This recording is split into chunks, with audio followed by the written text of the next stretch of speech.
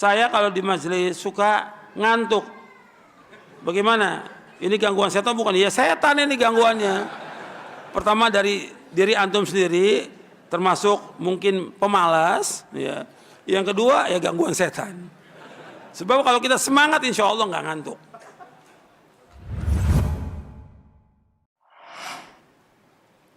Bagaimana kita, boleh nggak kita menghadiri majelis taklim ahlul bid'ah? Ya nggak boleh. Kita belajar kepada ahlul bid'ah boleh apa tidak?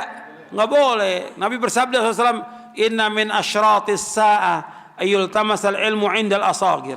Di antara tanda kiamat itu orang belajar kepada ahlul bid'ah. Di antara tanda kiamat orang belajar kepada ahlul bid'ah. Nggak boleh kita belajar kepada ahlul bid'ah.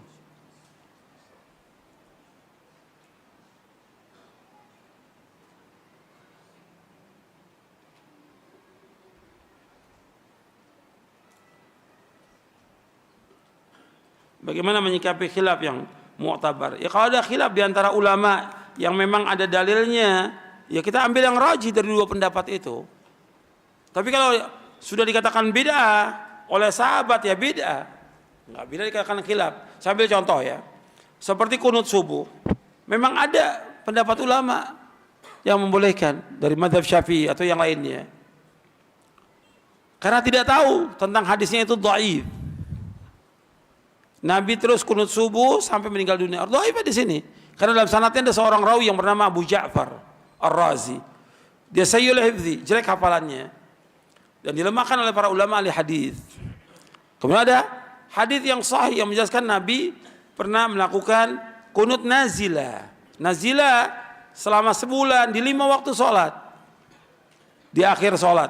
Di rakaat yang kedua atau rakaat yang ketiga, yang keempat. Kemudian sahabat pernah ditanya, jadi penjelasannya sahabat ditanya oleh anaknya, wahai ayahku, apakah Nabi SAW, wahai ayahku, engkau pernah sholat di belakang Rasulullah SAW? Abu Bakar, Umar, Uthman, Ali, afakanu yaknutuna fil fajr, apakah mereka melakukan kunut subuh? Apa kata bapaknya? Ai bunayya bid'atun, wahai anakku bid'ah.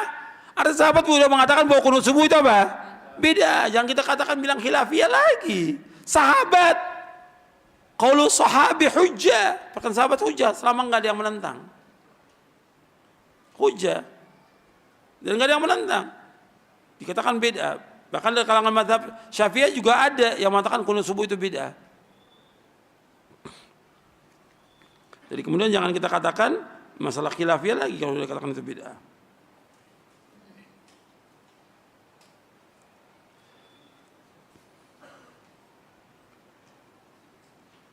Apakah musik itu haram? Ini tentang musik itu ada saya sebutkan dalam buku tentang hukum lagu, musik dan anasyid. Bisa antum lihat di buku itu. Kalau untuk dijawab, jelas hukumnya haram. Dan untuk dalilnya antum bisa lihat situ. Saya bawakan dalilnya dari Quran, dari Sunnah Nabi yang sahih, dari penjelasan para sahabat dan yang lainnya.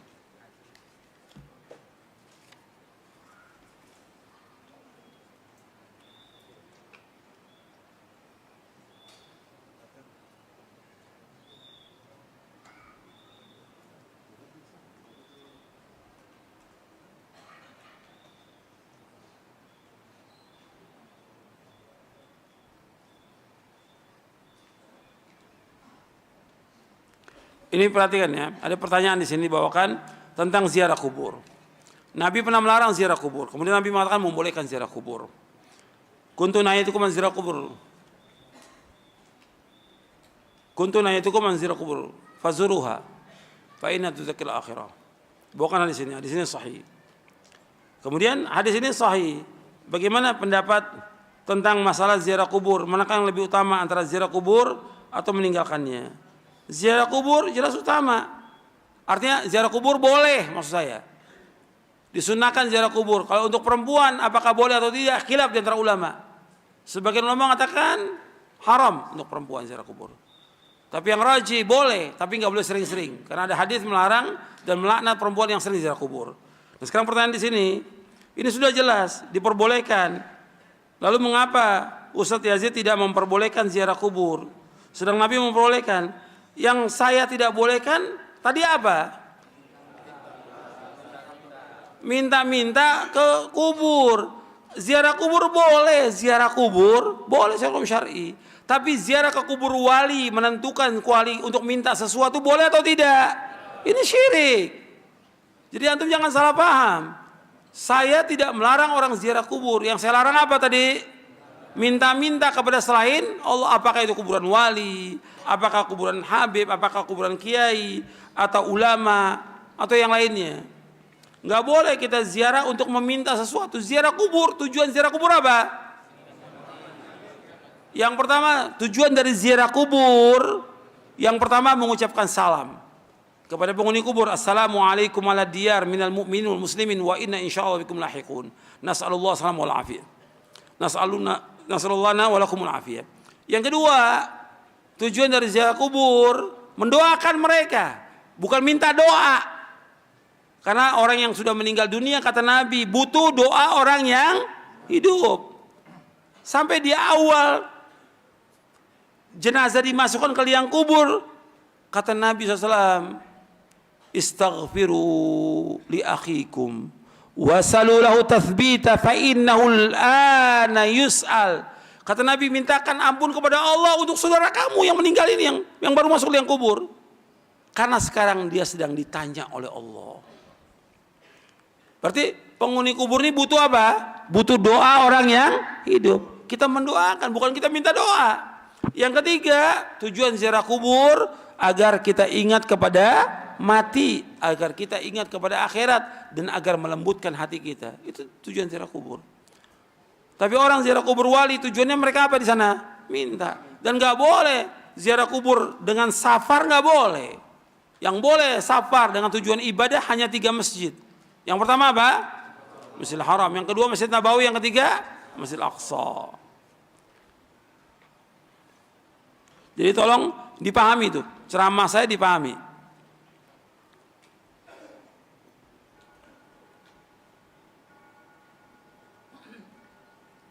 Apakah boleh orang mencocok-cocokkan tentang pasangan suami istri, tentang ramalannya, rezeki segala macam? Ya nggak boleh. Yang penting orang itu soleh atau soleha dinikahkan. Nggak ada kemudian ditanya dulu dukun ramalannya gimana, cocok apa enggak. Ini nggak benar.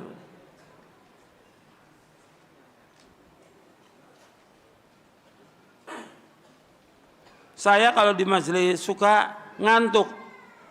Bagaimana? Ini gangguan setan bukan? Ya setan ini gangguannya. Pertama dari diri antum sendiri, termasuk mungkin pemalas, ya. Yang kedua ya gangguan setan. Sebab kalau kita semangat insya Allah nggak ngantuk.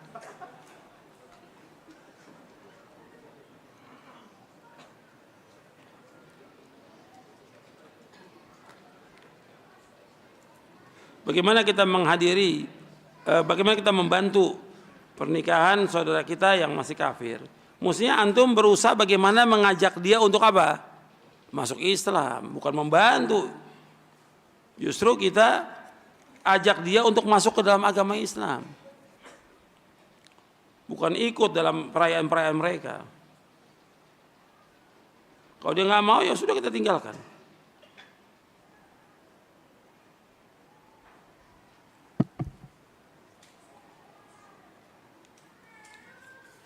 Kalau ada orang melakukan perbuatan-perbuatan syirik, apakah langsung divonis musyrik keluar Islam? Nggak boleh. Memvonis orang, dia katakan musyrik, kafir, keluar dari Islam, nggak boleh. Perbuatannya syirik, belum tentu orangnya langsung dikatakan musyrik. Perbuatannya syirik, tapi kan harus sampai kepada dia hujjah. Apakah dia tahu, apakah dia paham atau yang lain. Hatta Syekh Muhammad bin Abdul Wahab mengatakan, pada orang yang menyembah kubur Badawi, nggak langsung dikatakan dia musyrik. Jadi ini harus seperti orang yang berbuat kekufuran, nggak langsung dikatakan dia kafir. Ada sahabat, pernah terjadi sahabat dia sujud kepada Nabi. Sujud ini kufur apa tidak kepada selain Allah? Kufur.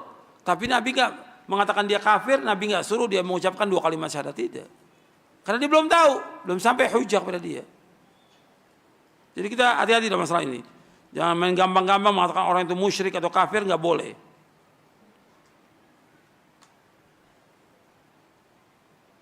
Boleh nggak orang tawasul kepada orang soleh yang masih hidup? Secara hukum syar'i boleh.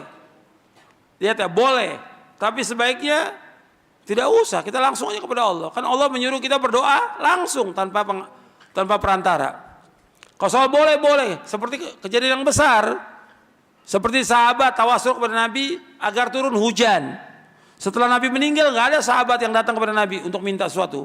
Di zaman Umar terjadi kemarau, Umar nggak datang ke kubur Nabi. Umar di Madinah sebagai Khalifatul Rasyid yang kedua setelah Abu Bakar radhiyallahu anhu. Umar radhiyallahu anhu datang kepada siapa? Kepada Abbas bin Abdul Muthalib. Wahai Abbas, dulu kami tawasul kepada Nabi ketika kemarau. Sekarang Nabi sudah meninggal, kami tawasul kepada engkau. Maka Abbas berdoa, Umar berdoa, turun hujan. Jadi masalah yang besar. Kalau pribadi doa-doa kita langsung kepada Allah SWT.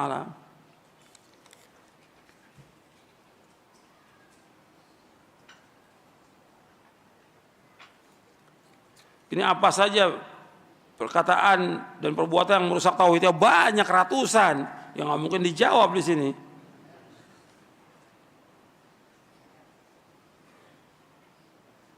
Boleh nggak seorang yang taubat menceritakan masa lalu yang penuh dengan maksiat? Nggak boleh.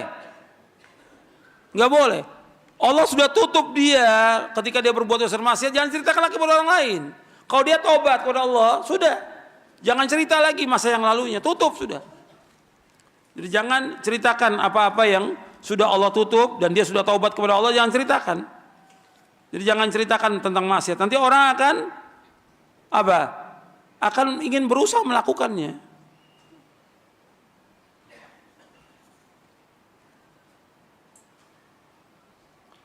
Apakah boleh kita berguru dengan siapa aja?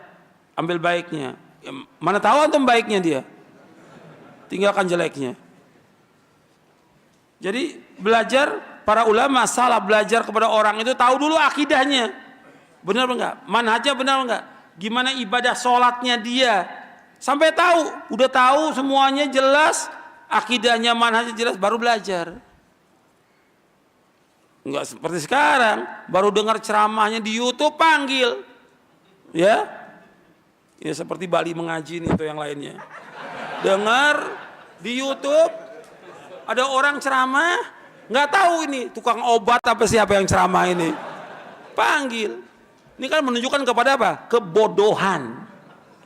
Orang harus tahu dulu siapa yang ceramah itu, bagaimana akidahnya, bagaimana ibadahnya, bagaimana akhlaknya, bagaimana dia dakwah ini. Bukan asal dengar. Sekarang begitu orang. Sampai bersaing antara panitia pengajian. Mau apa? Kita ini mau dakwah, mau kembali kepada Allah, mau tahu tentang ilmu yang bermanfaat. Kita mau melakukan amal soleh. Bukan, wah ini enak ini. Ini bukan makanan. Ini dakwanya enak ini. Ini dakwanya lembek. Oh yang ini keras. La haula wala quwata illa billah. Yang nilai dakwah sekarang siapa? Orang-orang bodoh. Orang bodoh itu bisa nilai ustadz. Yang nilai ustadz itu baik dan tidaknya, dia manhajnya lurusnya dia, ya ustadz juga yang paham. Yang menilai ulama ya ulama. Yang dai para dai yang ngerti. Sama seperti kemarin saya contohkan, yang menilai dokter itu bisa dan tidaknya dokter juga. Ini sekarang nilai siapa? Yang nilai panitia yang nggak ngerti apa-apa. Baru ngaji kemarin, udah panggil ustadz. Akhirnya apa? Itu yang begitu kadang-kadang apa? Futur udah nggak mau ngaji lagi. Karena merasa dia punya duit bisa panggil ustadz. Akhirnya apa? Kemudian dipanggil siapa aja. Ini bukannya namanya dakwah, ngerusak umat orang ini. Ngerusak umat. Antum cari yang betul-betul mendakwakan tentang dakwah tauhid, manfaat buat umat. Enggak apa-apa, enggak mesti tiap pekan, enggak mesti tiap bulan, enggak mesti 2 bulan sekali. Hatta 6 bulan sekali enggak ada masalah. Yang penting dakwah ini jalan. Dakwah ini jalan. Tapi yang penting setiap bulan harus ada siapa aja, ya rusak dakwah ini nanti. Dimasuki oleh orang-orang yang tidak punya berilmu dan tidak punya manhaj sama sekali. Bahkan kadang-kadang panitia manggil, ini panitia, iya Pak, Bali mengaji. Ini saya Ustadz pengen ngisi di Bali. Ustadz minta. Mau ngapain minta? Kalau minta berarti apa? Merendahkan diri pada manusia, merengek-rengek. Nggak boleh dia seperti itu. Seorang ustaz punya izzah, Kalau memang dia dibutuhkan, dipanggil, dia datang. Tapi kalau dia punya jadwal yang penuh, ya cari waktu nanti. Tapi harus disampaikan yang benar. Jangan ikutin panitia, jangan. Ustadz, nanti isinya yang ini aja Ustadz ya. Ustadz ya samina wa atona. Sedikit ketok kepalanya. Gimana nggak rusak dakwah? Ustadz ngikutin panitia.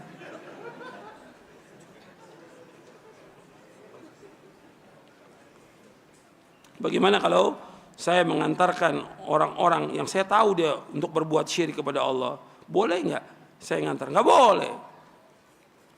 Jadi kalau kita udah tahu dia berbuat syirik kepada Allah, ya kita jangan ngantar. Karena kita ikut ta'awun al-itsmi wal udwan.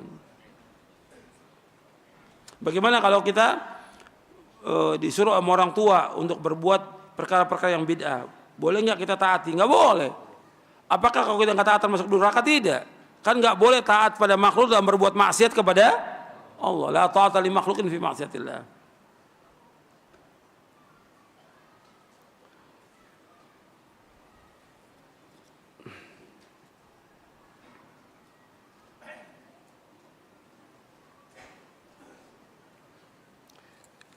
Ini apakah dengan kita datang ke kuburan wali itu sebagai wasilah?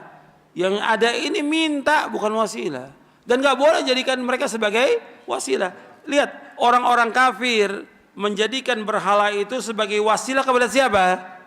Kepada Allah. Sampai orang-orang kafir mengatakan, Allah sebutkan dalam surah Az-Zumar di ayat 3. Surah 39 ayat 3. Ma na'buduhum illa liyuqarribuna ilallahi zulfa. Kami gak menyembah mereka patung-patung kubur ini. Tapi kami menjadikan mereka sebagai wasilah kepada Allah untuk mendekatkan diri kami kepada Allah dengan sedekat-dekatnya. Apa bedanya dengan orang sekarang? Menjadikan ulama atau wali atau kiai itu yang mereka sembah sebagai wasilah. Mereka namakan wasilah. Pada hakikatnya yang kita lihat hakikat bukan nama. Hakikatnya perbuatan apa mereka ini? Syirik. Menyembah kepada selain Allah.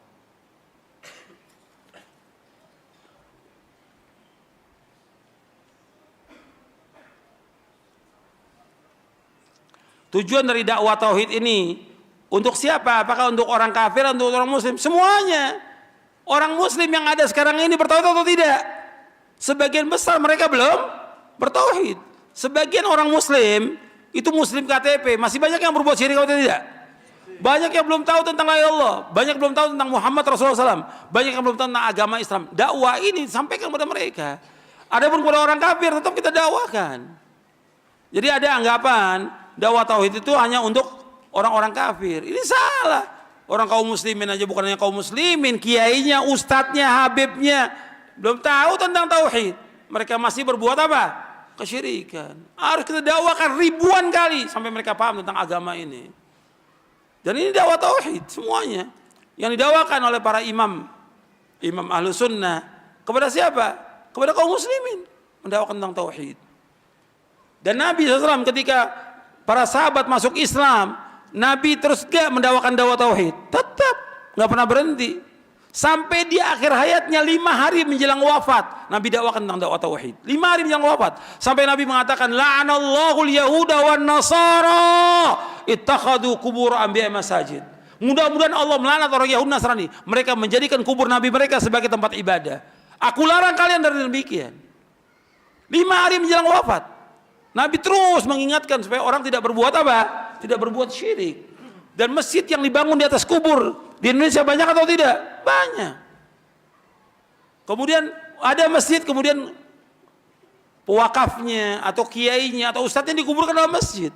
Nggak boleh kita sholat di masjid yang ada kuburan. Dan ini terjadi. Akhirnya lama-lama kelamaan disembah kuburan itu. Nabi ingatkan 5 hari menjelang wafat. Apa yang Nabi khawatirkan terjadi di tengah-tengah umat ini. Ya sampai di sini dulu kajian kita. Mudah-mudahan bermanfaat dan dapat kita amalkan. Itu yang sedikit yang bisa saya sampaikan. Tinggal antum mengulang lagi, membaca lagi bukunya. Begitu juga tentang tauhid. Saya ada juga menjelaskan tentang syarah kitab tauhid. Nanti antum bisa baca itu. Supaya antum paham tentang tauhid ini betul-betul harus kita paham. Karena apa? Karena banyak orang yang menyimpang dari jalan tauhid ini. Dan dakwah salaf intinya dakwah tauhid. Dakwah salaf dakwah tauhid. Di samping menjelaskan tentang manhaj yang lainnya, tapi yang paling pokok dakwah tauhid.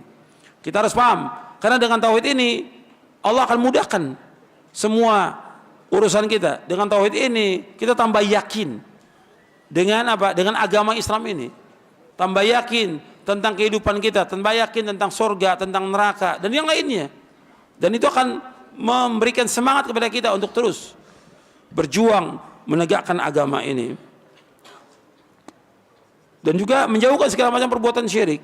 Maka kepada semua bapak-bapak, ibu-ibu, ikhwan dan akhwat yang dimuliakan Allah, kita harus belajar lagi tentang tauhid, membaca lagi kitab-kitab tentang tauhid, syarah kitab tauhid dan yang lainnya. Buku ini antum tamatkan sekali atau dua kali, antum baca. Kemudian juga antum berikan hadiah kepada para ustadz, para dai, yang lainnya, kiai-kiai, supaya mereka juga paham.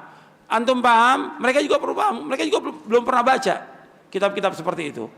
Mungkin dengan itu dapat hidayah mereka, antum dapat pahala dengan sebab itu. Mudah-mudahan yang saya sampaikan bermanfaat. Kurang lebihnya saya mohon maaf. Wassalamualaikum warahmatullahi wabarakatuh.